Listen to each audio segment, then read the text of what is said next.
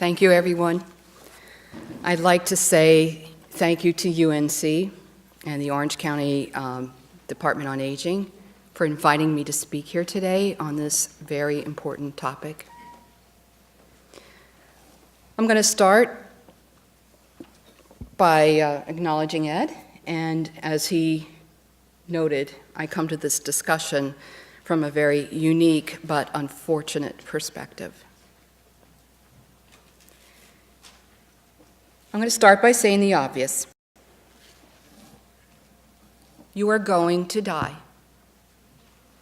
The people you love and care about will die.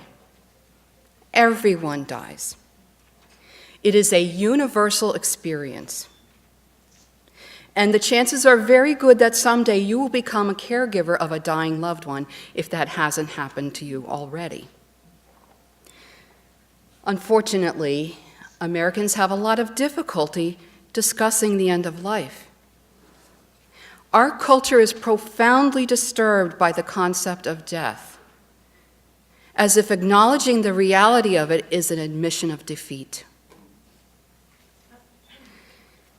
That's probably one reason why only 26% of Americans have completed advance directives. These are the legal documents that have your end-of-life wishes in writing. It is vitally important to have discussions about your end-of-life preferences and wishes, and to put them in writing, and to appoint a healthcare proxy who can honor your decisions if the day comes that you are no longer capable of making them. Why is this so important to have these discussions? Because we die differently in the 21st century. 100 and even 50 years ago, people lived shorter lives. Well, we now have medical treatments and technology that allow people to live well into old age, even those who have significant or life-threatening health problems. So, people die older, they die sicker, their deaths are prolonged. For most people, they are neither quick nor painless, and most people, about 70%, will die in hospitals and nursing homes. As the writer Kent Russell put it, history is irony on the move. It turns out that by so bettering and extending our lives, we have re-achieved suffering. And as noted author and physician Atul Gawande put it, the evidence has shown that the amount of suffering that people endure in their last year of life is considerable. So we don't like talking about this. You may be surprised to learn then that there is common agreement among people on how they want their lives to end. People want to die at home, in their familiar surroundings and in the presence of loved ones. They want their pain and discomfort managed. They'd like their spiritual needs, whatever they are, to be respected. And they want to avoid becoming devastating financial or emotional burdens on their loved ones. And that takes us into my story. It has to do with my father, his end-of-life wishes, the need for better care at the end of life, and who gets to decide how you will die. In February 2013, I was arrested in Pennsylvania and prosecuted on the charge of aiding the attempted suicide of my dying 93-year-old father. Instead of having the peaceful death that he hoped for, he died after prolonged suffering and from being subjected to exactly the medical treatment that he specified in his written advance directives that he never wanted. The circumstances and the politics that allowed this to happen could certainly happen again. And as I tell my story, you will see that there are forces out there that will prevent the dying from having their wishes honored and that can place them and their loved ones in jeopardy. My story is a cautionary tale. So this is my dad, Joe Yorshaw. He was one of 12 children born to a family of Eastern European immigrants. As you heard earlier, he was a decorated World War II veteran. And after the war, he worked hard to establish his own business. He was a contractor, and he did heavy excavation work. He married my mother, and together they raised 4 children. My father had many talents, and among them were that he could build anything and he could fix anything. My mother will often say she never had to call a repair person for any reason until the last year of my father's life. He was very independent, strong-willed, and he had focused convictions about how he wanted to live. So he had a number of medical problems: diabetes, high blood pressure, heart disease, kidney disease, and he'd even had a stroke at one time. And at the age of 92, he made the decision to stop taking the medicines that treated these conditions. Why? They weren't helping the quality of his life, which was getting worse and worse. He discussed his feelings with my family and with his doctor, and with the full knowledge that this was likely going to shorten his life, we all agreed to respect his wishes. Now, before February 2013, I was just a regular person. I've been married for 22 years. We have 2 daughters in college. I worked as an ER nurse. My parents lived in Pottsville, Pennsylvania. It's a small town 100 miles north of my home in Philadelphia. I was very involved with my parents. We spoke on the phone daily, and as my father's health worsened, I visited frequently. By the age of 93, my dad was terminally ill. He enrolled in home hospice care, and he was having significant pain.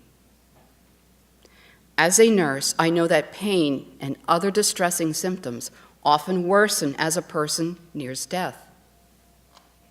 My dad asked me to hand him his pain medicine. It was a partly filled 1-ounce vial of liquid morphine. And as the video said, he always opened that child-proof cap, and we would measure out the dose. So I did the same routine with him that day. Before I could measure out the dose, he quickly took what was left. I know he was having severe pain. He had fallen the previous day, and that night was the worst one he'd ever had. As my mother and brother tried to prepare him for bed, he told them it felt like they were breaking his bones. Whether his intention was to do anything other than relieve his pain, he didn't say. A home hospice nurse arrived about 2 hours after he took the morphine, and I told her that he took it. He was drowsy, but he was not unconscious. He was breathing normally.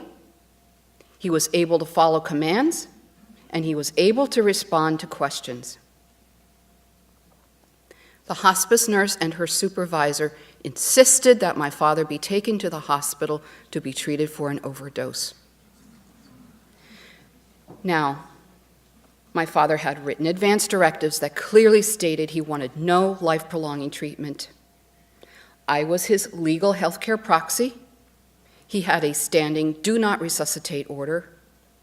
And he was adamant that he never wanted to go to a hospital, and that was documented in his hospice record. I tried in vain to assure that my father's wishes were honored. But the hospice called 911. Police and then paramedics arrived. And by police order, my father was removed from his bed and taken to the hospital for treatment. Ironically, and quite sadly, when the paramedics asked my father if he was having any pain, for the very first time, his answer was no. I was arrested then and there, right in the house, and I was charged with aiding and attempted suicide. In Pennsylvania, this is a second-degree felony, and conviction carries up to 10 years in prison. The police captain who arrested me told me I no longer had any say in what happened to my father. My mom had gone to the ER to be with my dad, and the hospital asked her to give consent for my father to be treated there, because at this point, the hospital no longer considered my father to be mentally capable of making his own decisions. The police informed my mother that if my father died, things would go much worse for me. My elderly mother was put in the agonizing position of having to choose between honoring her promise to my dad, whom she loved and was married to for 62 years, or helping me, her daughter.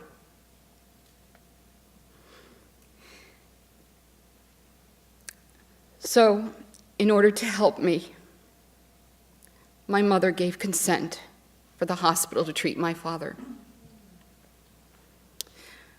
Another 2 hours passed. My father was more drowsy, but he was still breathing normally, and the hospital gave him a medication to reverse the effects of the morphine. He was absolutely irate that he'd been brought to the hospital, and he knew I was in trouble. He pleaded repeatedly, "Don't hurt Barbara. Don't let them hurt Barbara." My father suffered tremendously, not only from the unwanted treatment he received in the hospital, but also from the anguish of knowing that I was being accused of helping him end his life. He died 4 days later from pneumonia, not from a morphine overdose. The Pennsylvania Attorney General's office then began a year-long prosecution of me. I was placed on unpaid leave from my job. The prosecutor had the court put a gag order on me so I couldn't speak publicly about my case, nor could I refute any of the misinformation that was out there. And I incurred over $100,000 in legal fees. Now, my case received a lot of media attention. It became national and even global news. And the reaction was shock and outrage, and it wasn't directed at me. It was directed at the hospice, the police, and the prosecutor. There were multiple editorials and opinion pieces written about my case, and not one of them supported the decision to prosecute, which is extremely rare in a criminal case. If there are any lawyers in the audience, they would know that. It created a lot of sympathy for my father and me, but it also created a lot of fear among the dying and their caregivers, who are now asking, will this happen to us too? Exactly 1 year after my father's death, a judge ruled that the case had no merit, and the charge was dismissed. Without any apology from either the hospice or the prosecutor, nor any recognition of the ordeal that they'd put us through, we were left to pick up the pieces of our lives. So there are a number of elements that created this ordeal, and I'm just going to tell you a little bit about them. The first was failure of Hospice of Central Pennsylvania. Now, you're probably aware that hospice care is a model of care based on the philosophy that each of us has the right to die pain-free and with dignity, and our families will receive the necessary support to allow us to do so. I fully support good hospice care. We had relatives in my family who had used hospice in the past, and they had very good experiences. I expected no less from my father, but what he received was something very different. My dad was in home hospice care for 2 weeks with no medicine for pain. I called the hospice and I asked them to prescribe morphine, which is reasonable and appropriate. Morphine is the most commonly used medicine to treat end-of-life pain. In fact, this same hospice had provided my father with morphine on a prior enrollment months earlier. Well, that phone call was used as evidence against me. The prosecutor said it showed that I was intending to help my father end his life. I didn't know at the time that I made that call, but morphine had been prescribed for my father 2 weeks earlier, and the hospice withheld it. They later said in their testimony that the reason they did that was because my father said he did not want to take any medicine. Now, I will agree. He did not want to take any medicine if he thought it would prolong his life. But he was self-medicating at home with lots of Tylenol and ibuprofen to treat his end-of-life pain. The hospice used this phrase frequently in their documentation about my father. Comfortable despite pain. That certainly qualifies as an oxymoron. But I can tell you that my family and I vigorously dispute their characterization of how my father felt. In court, my attorney asked the hospice team leader if my father had the right to have as much medicine as he needed to relieve his pain. Her answer was, "That's not a stated right." This same hospice team leader also testified that my father should not receive any more than a very low dose of morphine, 2.5 milligrams, at any given time. This attitude guaranteed that my father would suffer until the very end. And it also dishonors what the United States Supreme Court ruled in 2 cases in 1997, the Glucksberg and Quill cases. The majority opinion in both of these cases said terminally ill patients have the right to as much medicine as they need to relieve their pain, even if it advances the time of death. This is settled law. I am truly at a loss to see how withholding or limiting pain medicine to the dying honors the philosophy of hospice or the decision of the United States Supreme Court. The second element of this ordeal is the law. The Pennsylvania statute that criminalizes aiding a suicide is vaguely written, as are all the statutes in the other states. None of them specify what actions rise to the level of aiding or assisting an attempted suicide. And the problem with a vaguely worded statute is that it is then left open to interpretation.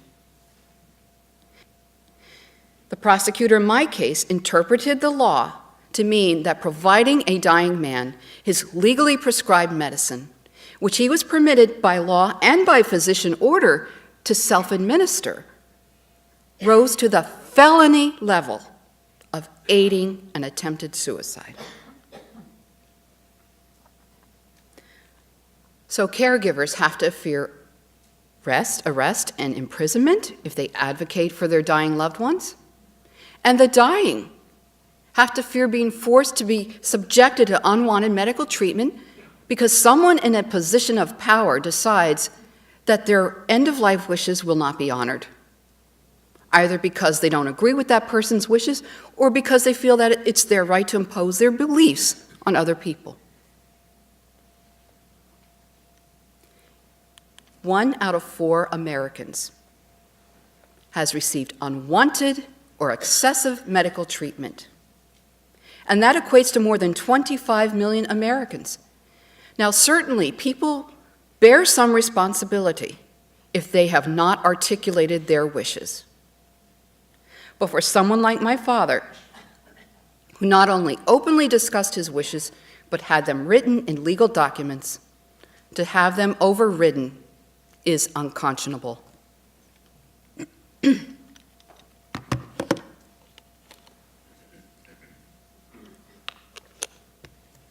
So, I will tell you some of what my father's last days were like. In the ER, he was frantic and distraught over my arrest. He pulled out his IV, pulled off the heart monitor, and tried to get out of the bed. He was admitted to the hospital, and as we all know, that involves lots of needle sticks for blood tests and IVs. His hands were restrained. He very quickly developed a high fever, and they gave him Tylenol to lower that, but he also had ice packs placed around his body to cool it down. He had a urinary catheter inserted. His kidneys were failing, and because his kidneys were failing, the potassium level in his blood became dangerously high. He wasn't on kidney dialysis, so the next best option to treat this was to give him a medicine called Keynote, which lowers the potassium level in the body by causing massive diarrhea. It worked as intended, and the profuse diarrhea then led to the loss of the top layer of his skin, front and back, everywhere where that diarrhea touched. His skin was open and raw and red. He no longer spoke, but he moaned. His chest x-ray showed pneumonia in both lungs. His failing heart and kidneys could no longer handle the IV fluid he was being given, and he developed such massive fluid in both of his arms that they became unrecognizable. And finally, on the day he died, my father was given morphine to ease his discomfort. The third element of this ordeal is criminal justice in the United States. Prosecutors in the United States have enormous power to make people accept plea bargains who are charged with crimes. Tremendous pressure was placed on me to waive or forgo my preliminary hearing and work out a plea deal. In fact, most people who are charged with crimes do indeed agree to a plea bargain, 94 to 98% of them plea bargain, because the consequences of possibly losing at trial are so dire. Prosecutors will actually request harsher treatment or harsher sentencing for defendants who exercise their constitutional right to trial. Well, I refused to plea bargain. I had a preliminary hearing, and after my preliminary hearing, I filed a petition for habeas corpus, which is a motion to dismiss. And I have to tell you, it was quite a drama at my motion hearing when my attorney pulled the sheet out of the hospice chart that showed my father had been prescribed a much larger dose of morphine 2 weeks prior to my ever making a phone call. The prosecutor had to admit in open public court that he had never read the hospice record. And he also had to admit that this evidence was completely inconsistent with the testimony of his witnesses.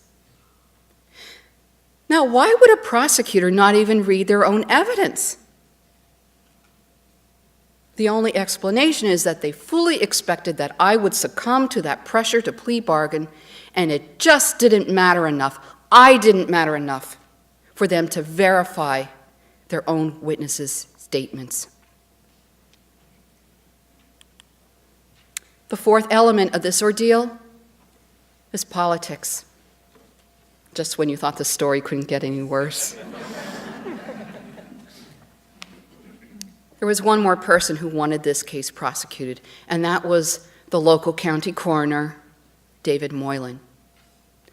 Coroner Moylan determined that my father died from a morphine overdose, and he ruled that his death was a homicide.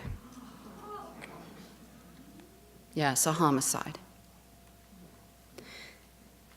Now, I knew that my father died from pneumonia among his other terminal conditions, but I had independent experts, including a forensic toxicologist, look at my father's records for an objective evaluation.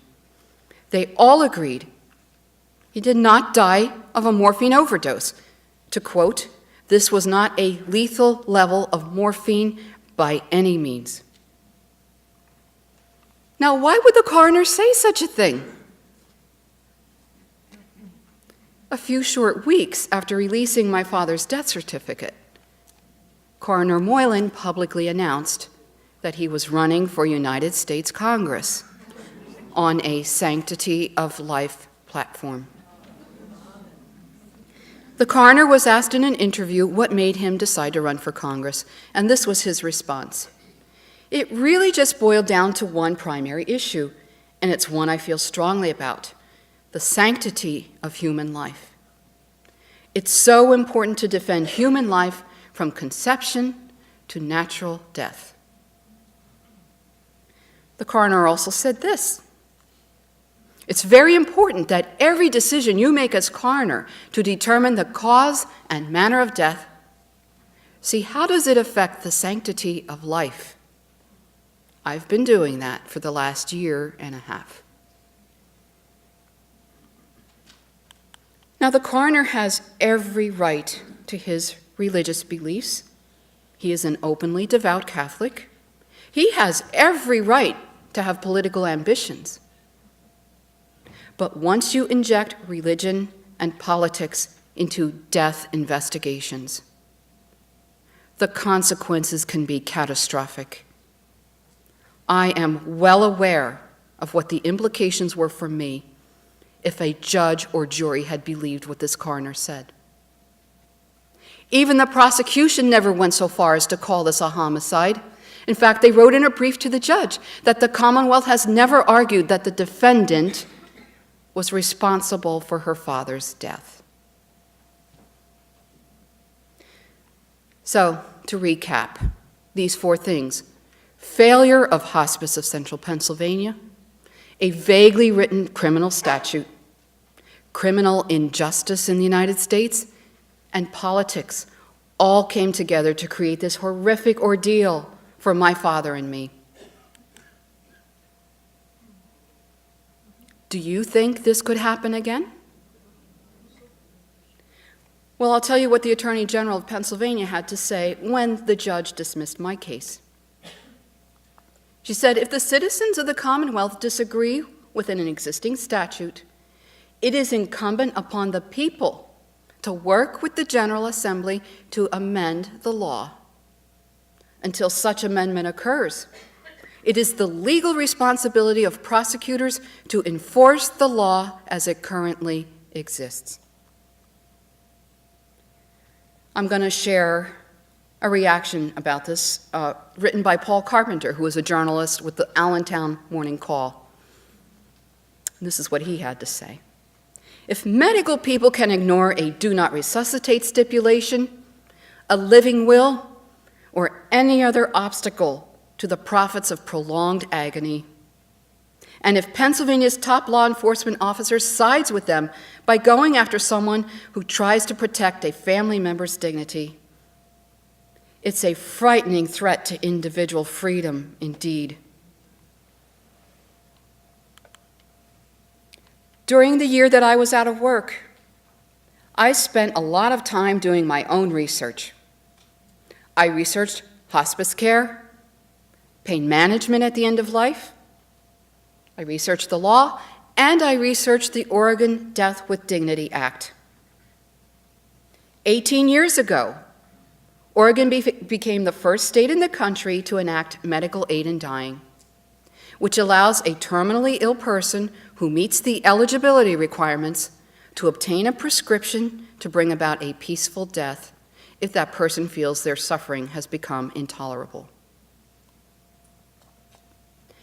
Opponents had argued that this law would undermine the provision of good end-of-life care by providing an easier alternative.